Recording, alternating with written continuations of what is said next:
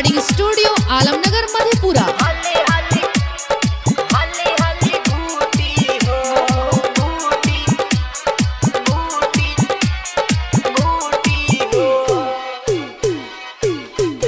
गणेश के पापा ले ला बूटी हो तनी हाली हाली घोटी हो। गणेश के पापा ले ला बूटी हो तनी हाली हाली घोटी हो। ले ला कमरिया हो देवघर नगरिया हो, ले ला कमरिया हो देवघर नगरिया हो, लैनी नौकरी से छूटी हो। गणेश के पापा ले ला बूटी हो तनी हाली हाली घोटी हो। गणेश के पापा ले ला बूटी हो तनी हाली हाली घोटी हो।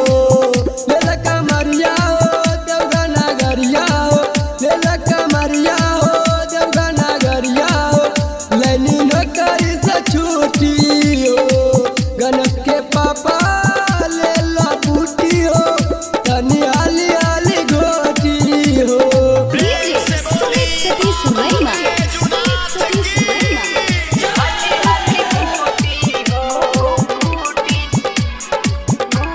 Mix by Balbhadra Singh.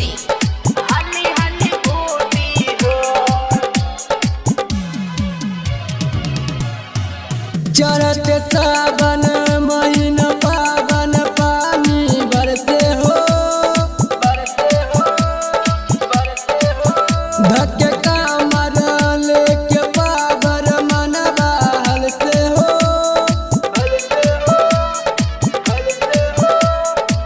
चढ़त सावन महीना पावन पानी बरसे हो।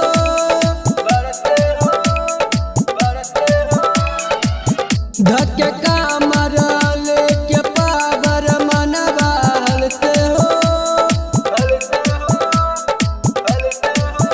पाँव के तनो पिराई बाकी साथ नहीं टूटी हो।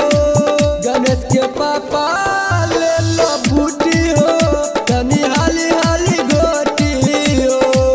गणेश के पापा ले लो बूटी हो तनी हाली हाली घोटी हो।